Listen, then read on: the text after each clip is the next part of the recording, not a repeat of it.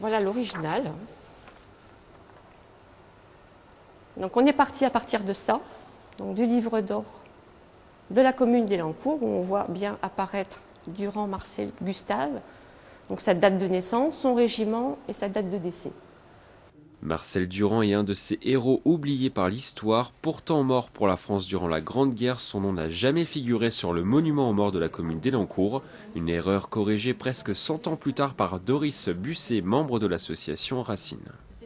J'ai présenté à nos adhérents les livres d'or des communes de France, où sont répertoriés tous les soldats qui sont morts pendant le conflit.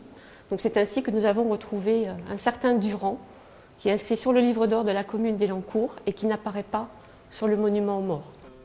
Les livres d'or n'ayant été instaurés qu'en 1929 alors que les monuments aux morts ont été érigés dès 1920.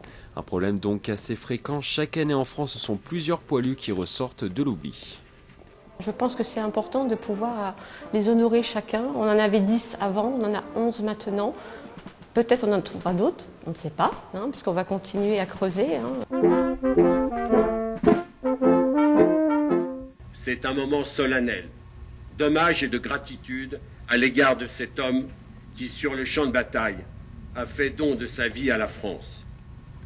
Nous nous inclinons devant la mémoire du soldat Marcel Durand. C'est ce mercredi 11 novembre 2015 que le nom de Marcel Durand vient rejoindre celui des 10 autres poilus d'Élancourt morts pour la patrie.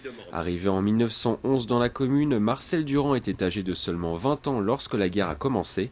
N'ayant pas de descendants, ce sont plus d'une centaine d'Élancourtois qui étaient présents et qui lui ont rendu hommage, ainsi qu'à ses frères d'armes. Chaque personne est un destin individuel, mais fait partie d'un ensemble. Et rajouter un nom aujourd'hui de quelqu'un qui ne l'avait pas été, c'est quelque chose de tout à fait essentiel. On lui doit notre vie, notre liberté, on lui doit beaucoup.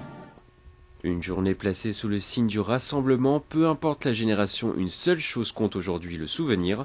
Après des lectures de lettres de poilus, discours et dépôts de gerbes, tous ont rejoint la ferme du Mousseau pour assister au vernissage d'un événement sur la Grande Guerre. Une exposition dans laquelle Marcel Durand prend une place qui lui était due depuis 97 ans.